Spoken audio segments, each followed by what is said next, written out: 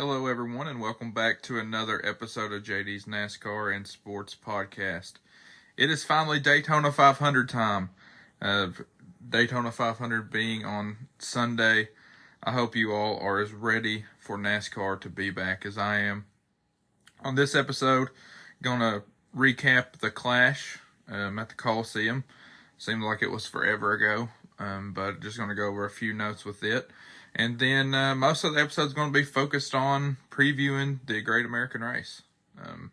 Super excited to get into the NASCAR season. And, of course, as you all know, if you're NASCAR fans, the Daytona 500 is the biggest race of the year, also the first race. And I've got some predictions for that and give you a little preview. And thank you all for listening. A lot of you all seem to enjoy the Clash preview and the season preview. And we'll see as the season goes on how my predictions do. Some of you all sent me your predictions. I like all the messages that I've got about that. And just thank you all for listening and interacting. The season preview, the first time I posted it on Facebook, it absolutely blew up. Near 400 likes on the post itself. Raised my page following on Facebook about 20 people. So obviously a lot of you all enjoyed it and continue streaming it. Let's get that charted. That would be awesome to do that, like we did with the first episode last year. So thank you all for the interaction on that. And any of my new listeners that are out there that found out about the podcast because of that post, welcome aboard. I hope you all enjoy my breakdowns of the races and the previews as well. And for anybody who doesn't know, anybody who's new here, you can interact with me on Facebook via JD's NASCAR Sports Podcast page during the race, or you can message me through there on Messenger. And if you know me and you have my number or you have my contact info, you can also interact with me during the race, just like you all did last year. The more people, the more successful this is. So thank you all for listening, and let's get into the Clash recap. First of all, the weather did not cooperate with NASCAR, made NASCAR make a decision, and they made the right one. I want to commend NASCAR for a great decision because, looking back at it, if they wouldn't have raced on Saturday night and would have tried to get it in on Sunday, it wouldn't have happened, and it wouldn't have happened maybe at all. The rain in LA continued all throughout the week without stopping. So very awesome call. The drivers were commending NASCAR. I'm going to commend NASCAR for making the move to move this event to Saturday and get it in. And it was a good show. Even if it was kind of thrown together at the last second for Saturday night, still was a good show. Of course, I'm a little biased because, as you all know, Denny, my favorite driver, won the Clash. So I'm a little biased, but I've enjoyed these last 3 years at LA Coliseum. Will it return? I'm going to talk about that after I get done with the review. First, the people who didn't make it that I was shocked the most about, Christopher Bell did not make the show. How they did it was, and if you watch this, but I'm going to refresh people. The first 22 on speed and on the third round of practice made the main event, and the last person to make it in was on points, and that was Ryan Blaney, who didn't have the speed but made it in on the provisional. He actually went on. He started last and finished, I think, third. So that's a heck of a performance for that team. They must have dialed it in during the halftime break and really got better as the race went on. Denny got the pole, and it wasn't shocking. I mean, he definitely had the best short-run car for the race. But, Ty Gibbs led several laps. He takes the lead from Denny on lap 54 and didn't look back. As there was points in this race where, I thought Ty Gibbs was going to run away with it. He was way out in front of the field. And he had a very solid run. Todd Gilliland loses his brakes You know, it was big for the 38 to make the show, and he did make it, but lost his brakes, ended up spinning around. Ends his night. Nemechek and Ricky Stenhouse got into it. John Hunter Nemechek and Ricky Stenhouse got into it during the halftime break. A lot of beef around the racetrack. Michael McDowell and Ross Chastain. Also, Michael McDowell and Ricky Stenhouse. Tyler Reddick, Ross Chastain at the end. Just pick your battle. There's short tempers at a short track, and we saw that happen, and it was very evident. I think the drivers were ready to get out of there by the time it was over.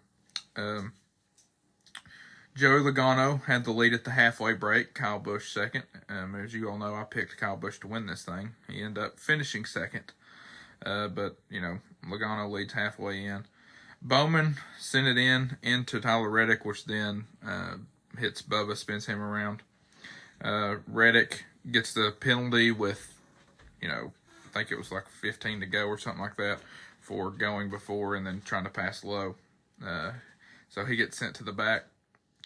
And then McDowell had the issue with Chastain with 10 to go. You know, I saw something interesting. Denny had the race won, and Kyle Larson just absolutely don't know what he was thinking. I guess he had the short temper as well. Plowed into Ty Gibbs with 1 to go. And, of course, we bunch them up. And the overall best car was probably Ty Gibbs.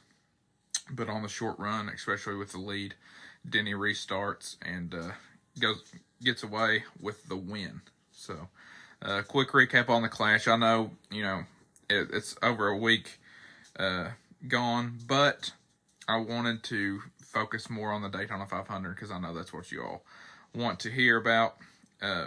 But shout out to Denny for the Clash win. Kyle Busch comes in second. Like I said, that was my prediction, was Kyle Busch to win the thing, but I was very impressed by the 11 team. Is this a sign of things to come for this season? I believe it is. I touched on last week the new front of the car for Toyota and Ford. I think that's going to be a huge deal, and we'll really see how it goes at these high-speed tracks with Daytona coming up. See how the Toyotas draft with each other. They've added more people to the Toyota camp with Legacy coming over, and if Jimmy Johnson makes the Daytona 500, then you'll have 3 extra Toyotas to work with them. So we'll see. The schedule for this week, you've got the duels, or actually qualifying on Wednesday. Let me pull this up. I know qualifying is on Wednesday, which is tomorrow, and the duels are Thursday. I love watching the duels just to see what happens, where they start, all that. The duels are at Thursday at 6 p.m. and the truck race Friday night at 7, and then Xfinity Saturday at 4:30. So we've got a whole weekend of Daytona racing.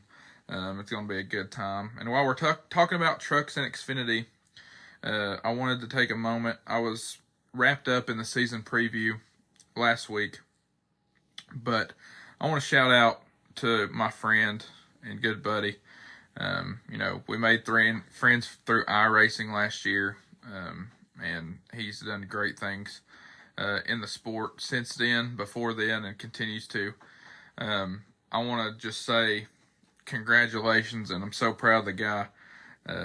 Daniel Dye landed the Colleague Xfinity ride, the number 10 car, for 10 races this year.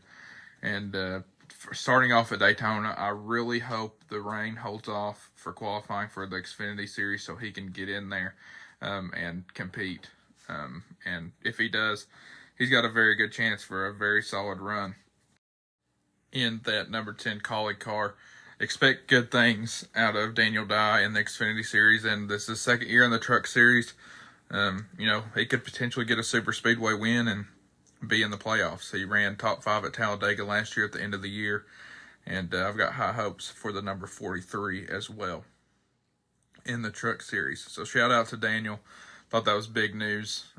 People were asking me about it and wondering why I didn't mention it on the first episode, but you know, I was focusing more on the season preview and things like that. But shout out to Daniel.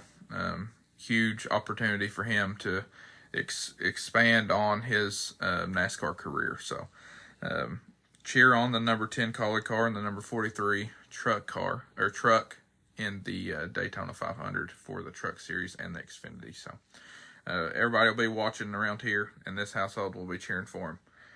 You all did the same. I think,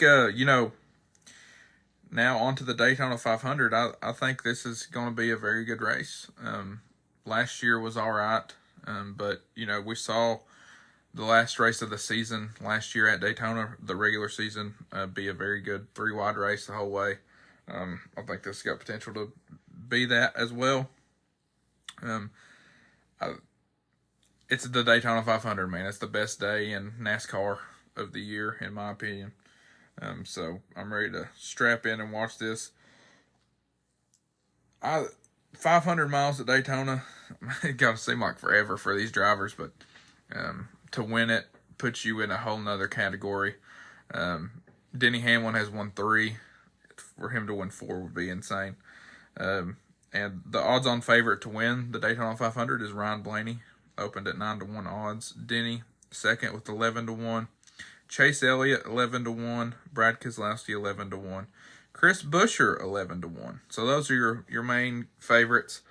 Of course, Brad Keselowski and Chris Buescher running 1-2 last year at the end of the year probably helped those odds for them. But as far as prediction-wise, and this is going to shock some people, I talked last week about how this guy was going to have a bounce-back year, and I think it starts at the Daytona 500. I think Chase Elliott wins his first ever Daytona 500 and gets back to himself. I think this will be a heck of a way for him to bounce back. He's a good super speedway racer.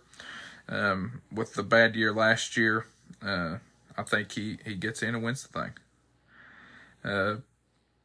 Potential dark horses that could run well.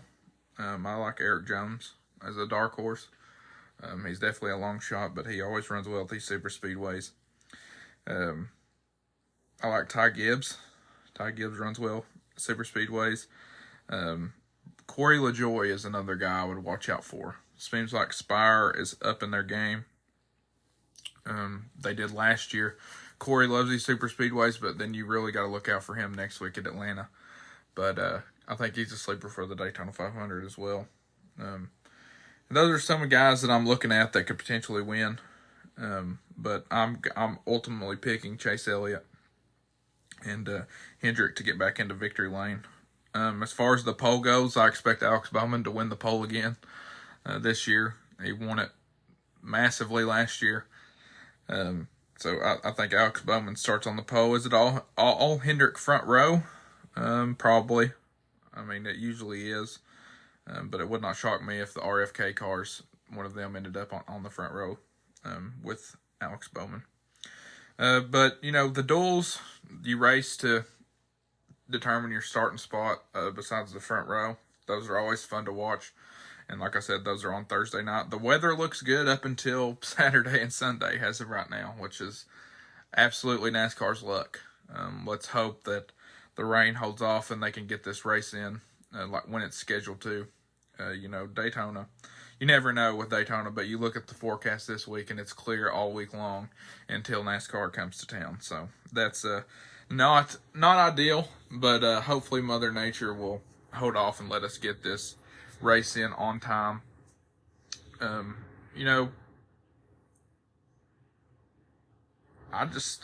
excited for NASCAR to be back.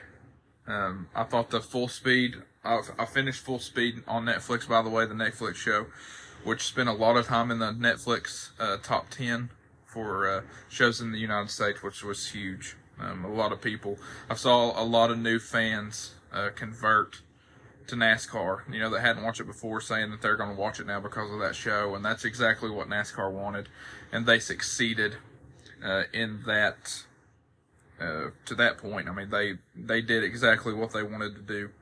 It was a very well done show. It took you through the playoffs, and gave you a behind the scenes look at all these different drivers. And if you haven't watched that, please do if you are a NASCAR fan. I'm going to actually pick the Truck Series and Xfinity Series winners as well. I usually don't do that, but since it's the Daytona 500, Daytona, NASCAR's back, I might pick Truck and Xfinity every episode this year. I would secretly pick it and tell people around me who would win and things like that, and I was pretty decent at it last year, just like in Cup. But I think I'm going to do that on the podcast this year. And, of course, all these predictions, I'm going to probably start off 0-1 because it's Daytona. Anybody can win. We're going to start off 0-1 in each series. But it makes it fun to at least, watch the races and be like, man, I picked him. So, in the trucks, I'm going to go with Corey LaJoie. He's filling in the Spire number 7 truck. I think he will ultimately go to victory lane. Ran in the trucks last year, led several laps before it got rained. The truck race got rained out the rest of the way. I like Corey LaJoie to find his way to victory lane in the Truck Series. Guys to look out for: Daniel Dye, good super speedway racer; Lane Riggs, and Ty Dillon.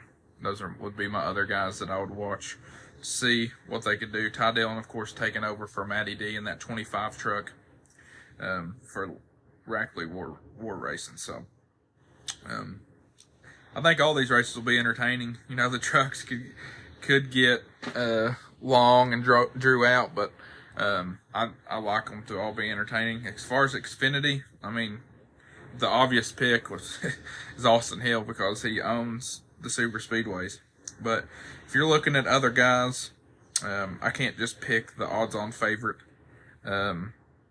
Josh Williams in that 11 car. He's interesting because this is the first time that he's been in a capable ride. That's definitely someone to look out for. The Joe Gibbs camp has got even stronger this year. Sheldon Creed, Ryan Truex, John Hunter Nemechek in the 20, and then Chandler Smith in the 81. How could you bet against those guys with all that talent? Of course, it can be a crapshoot in the Xfinity Series. They wreck a lot of stuff in these super speedways because the cars seem like they are harder to drive. But I like Josh Williams. I like him to win for Colleague. And they'll have help too. Daniel Suarez also. Well, he's driving for SS Greenlight, but I'm pretty sure there's Colleague ties there. So they're adding Daniel Dye and Daniel Suarez to the camp to help them try to win a race at Colleague, and I think they're successful. I think Josh Williams gets the win. Honorable mention that I could also see winning, you always have to look out for Jeb Burton on these super speedways. Very good super speedway racer. And who else? Riley Herbst in the Ford. He could get it done. And then, of course, you got the Junior Motorsports cars who are always good, no matter where you go. So, those are some guys' names to watch. But, like I said, I like Josh Williams in an upset victory for his first ever Xfinity win. And I like Corey LaJoie to win the trucks. And I like Chase Elliott to win the Cup Series at Daytona. So, little preview of all 3 races. You all tune in on Friday, Saturday, Sunday. Like I said, hopefully the weather will hold off so we can get all this stuff in. But I look for a very exciting weekend of racing and just a very exciting year. Last year was super good, super fun. There was never really any huge storylines, but it was still fun to cover for me. It being my first year, it was just NASCAR's NASCAR, man. If you love it, you love it, no matter what. So, really looking forward to the Daytona 500, and I hope you all are as well. Let me know what you think about the episode, and we'll be here to recap the Daytona 500. I want to real quick say, before I hadn't done this, but it worked out so well with my other podcast, and this could also depend on the weather, because if it rains it out to super late on Sunday night or whatever. But we'll have to see. But you all let me know if you all would like the post-race edition episodes. Like me get on here and record an episode right after the race where it's super fresh on my mind. I have another podcast about Kentucky basketball that I do, that I've done that, and it's worked out very well. The listenership is like almost double when I do it right after a game, right after a big win. And so let me know what you all think. Would you all listen? Would you all be more inclined to listen if I posted it right after the race to get your all's thoughts, especially if something crazy happens or a big race happens, such as the Daytona 500? So let me know. As always, thank you all for listening to JD's NASCAR and Sports Podcast, and we are available on Apple Podcasts, Spotify, iHeartRadio, Amazon Music, and YouTube. Thank you all, as always, for listening. And I hope you all are ready for the Great American Race. I do, real quick before we go, the duels, I don't think they've announced the lineup yet, but look for the Fords to be very good in the duels as well as the Toyotas. I'm going to be watching on Thursday night. That's like my little pre-race. That's how I know the Daytona 500 is coming, is the duels, what used to be Speed Weeks, which is now just a week or 4 days, I guess. But watch the duels. They're always a good racing and fun to watch. So Thursday night, tune in, and then Sunday for the race. And like I said, I think the Truck and Xfinity will be fun as well. So as always, thank you all for listening. This has been JD's NASCAR and Sports Podcast.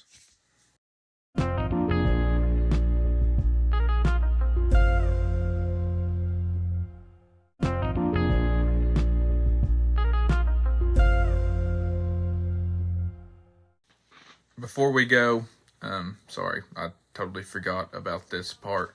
I wanted to talk about the Clash and the potential spots for it real quick and what I wish would be done.